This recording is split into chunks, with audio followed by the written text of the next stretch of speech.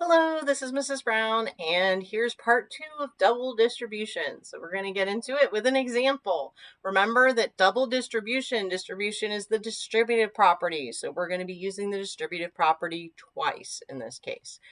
So basically we're going to multiply each term, so the 5x and the minus 2, in the first binomial with each term in the second polynomial. I said polynomial because sometimes there could be 3 terms instead of 2. Most of the time that we're going to be dealing with this year, it's going to be a binomial times a binomial, but sometimes there will be more than 2 terms. So I put polynomial there. So you're going to multiply this by each of these, this by each of these, and then if possible, you're going to combine like terms, and then you're done. So this is using the distributive property. We're just going to be distributing twice instead of what you're used to of just distributing once. Okay, so let's take a look. Here, I'm going to start with 5x times 6x and 5x times 7.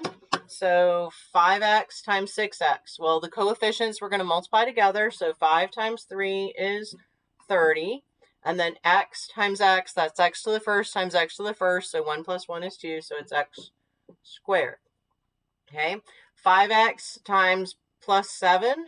5 times 7 is 35, and there's no x's to multiply, so it's just x.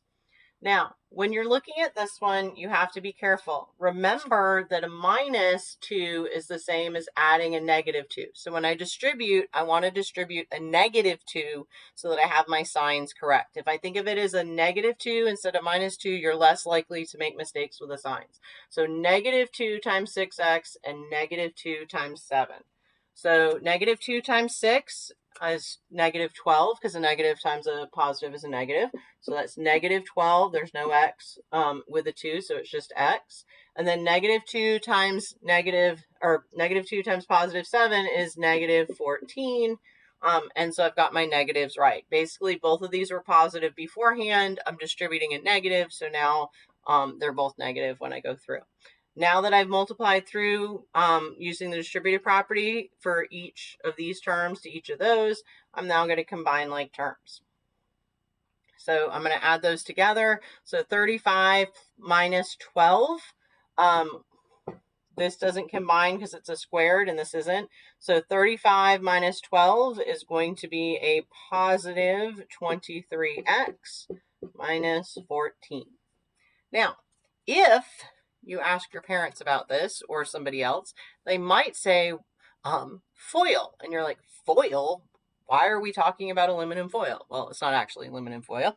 But there is a way that people often use to teach this. And so if you happen to see when somebody talks about foil, foil stands for first, outside, inside, last. It's literally what we just did.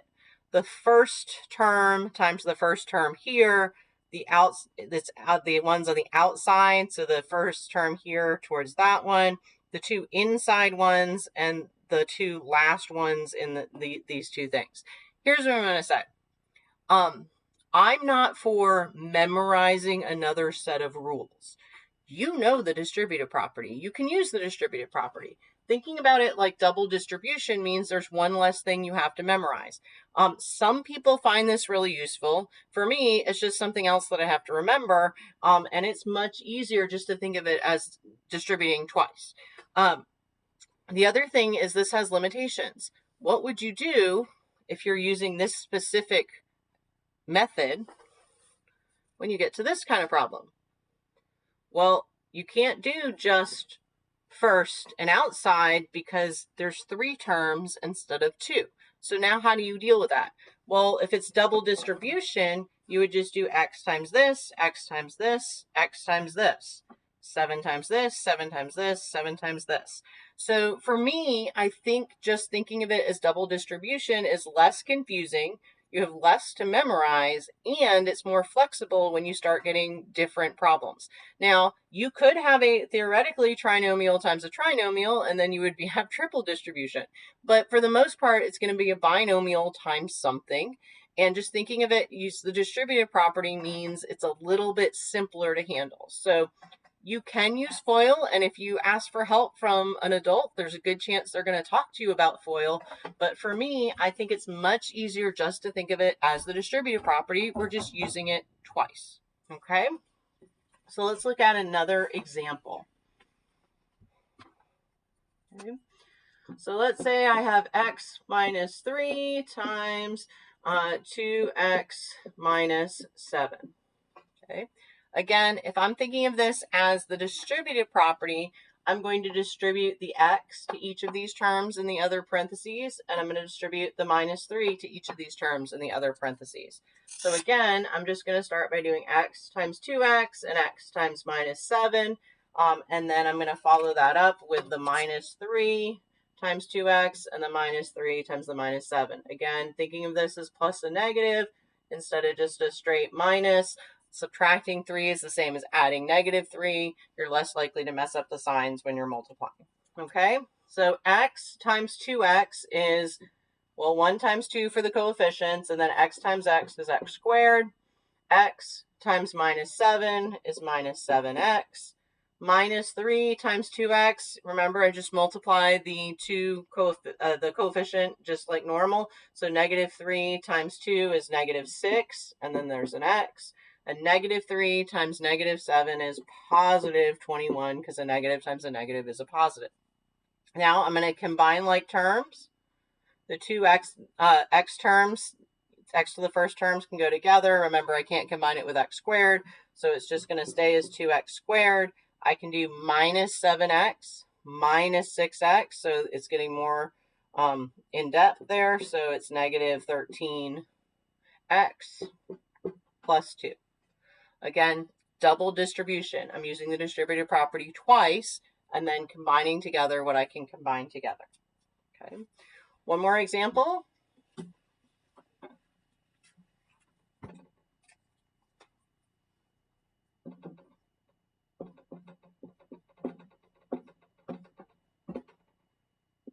And by the way, it doesn't really matter what binomial comes first. So if this was in front and we distributed that one, we'd still get the same answer. It doesn't matter which one you have in front. So if you're worried about this one here and this one here, it doesn't matter because it's multiplication. This times this, and we can change the order of multiplication because of the commutative property. All right, so I'm going to go back to double distribution. 3x times 7x and 3x times minus 4. And then I'm going to go back and do double distribution, the 5 times the 7x, and then the 5 times the minus 4. So after I distribute both of these terms to both of the terms in here, I'll combine like terms and have my answer. So the coefficients, 3 and 7, I'm going to do 3 times 7 is 21, x squared.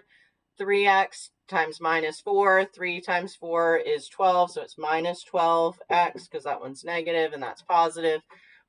5 times 7 is 35, so it's 35x, and 5 times minus 4 is minus 20. Okay, again, looking for things I can combine together. I can't combine x squared with x's, so that's going to stay as 21x squared. Minus 12 and 35. 5 minus 2 is 3, and 3 minus 1 is 2, so that's 23. It's positive x minus 20 is my final answer. Okay, I hope this helps, and have a fabulous day.